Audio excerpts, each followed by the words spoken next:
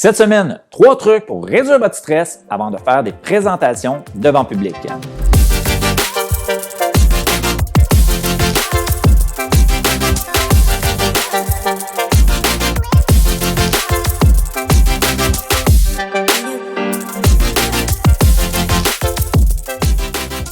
Cette semaine, je traite d'un sujet vraiment fascinant qui a un impact sur pratiquement tout le monde qui a ou doit faire des présentations devant public, le fameux stress. Beaucoup de mes conférenciers au fil des années m'ont avoué souffrir de stress avant de présenter. J'ai même des conférenciers qui m'ont dit « Hey David, je ne veux plus vivre ce stress-là ». Ils ont même pris la décision d'arrêter de donner des présentations ou arrêter de donner des conférences à cause que le stress était devenu trop important dans leur vie. Vous savez, c'est vrai, c'est normal et ça arrive à énormément de gens. En fait, il y avait une statistique que je lisais dernièrement qui disait que une personne sur 3 allait vivre une peur maladive de donner des présentations ou de parler devant un groupe de gens.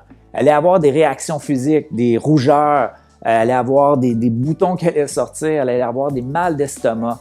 Donc, c'est réellement une peur qui fait partie de l'être humain. Au fil des années, j'ai mis en place 3 stratégies pour diminuer ce stress-là, pour se donner des outils afin de pouvoir contrôler notre stress et de retirer du plaisir à parler devant les gens. Le premier, on ne s'en tire pas, c'est la connaissance de son sujet.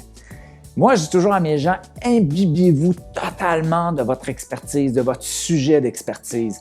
Assurez-vous de faire des recherches à tous les jours, toujours tous les jours, pour en être complètement investi et d'être capable d'en parler avec énergie et avoir le désir de donner cette information-là aux gens qui vous entourent.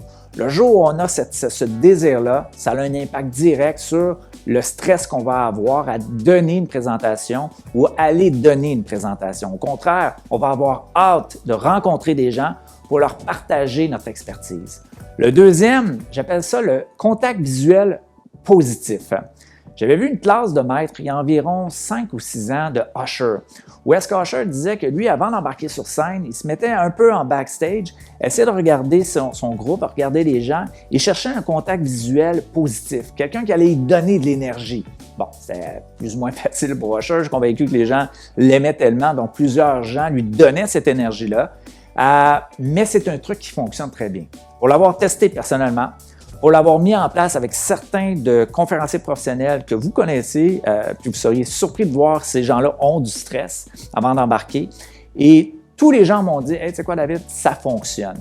Donc, on se trouve une personne dans la salle qui va nous donner de l'énergie et durant notre présentation, quand même notre niveau d'énergie descend, on prend le temps de la regarder pour se redonner un boost puis continuer notre présentation. Le troisième truc et le suivant, c'est sans aucun doute se mettre dans un état d'esprit positif. J'avais entendu parler de ça dans les premières fois avec Isabelle Fontaine. Au tout début, quand je travaillais avec Isabelle, elle débutait dans le domaine des conférences. Isabelle mettait beaucoup d'emphase sur cet état d'esprit-là. Comment se rendre dans un état d'esprit de performance? L'un des facteurs qui fonctionne très bien, c'est premièrement, mettez votre attention sur de bonnes présentations, sur des moments où vous avez vécu avec les gens où est-ce que les réactions ont été extraordinaires, que les gens vous ont applaudi, que les gens se sont levés debout, les commentaires positifs que vous avez eus après vos présentations aussi. Concentrez-vous sur ces éléments-là. Ça va avoir pour impact d'augmenter votre énergie et de diminuer votre stress. Le deuxième élément, la musique. Le pouvoir de la musique. Trouvez-vous une chanson qui vous énergise. Insérez-la, utilisez-la à chaque fois avant d'embarquer sur scène et vous allez voir que cet élément-là va toujours vous mettre dans un état de performance. Et ça marche très bien. Un de mes chums, Derek Aucoin, qui a été lanceur au baseball professionnel, Derek disait qu'il utilisait toujours dans ses années professionnelles, avant d'embarquer ou quand il embarquait sur le terrain, la même chanson.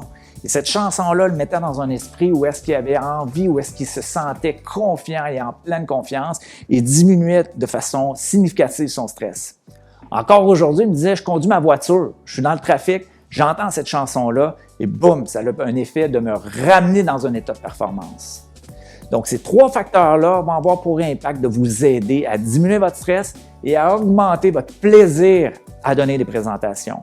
Parce que si vous avez un savoir, si vous avez des connaissances et que vous allez les partager devant les gens, eh bien honnêtement, on doit en prendre du plaisir parce que c'est quelque chose de fantastique. Le milieu des conférences est quelque chose de magique, de vraiment hyper intéressant. Par contre, si le stress est trop grand, vous allez en souffrir. Prenez ces 3 facteurs-là, mettez-les en place et n'oubliez pas, et là vous allez dire que je radote parce que je l'ai dit dans pratiquement toutes mes capsules, les 3 facteurs les plus importants aussi sont la pratique, la pratique et la pratique.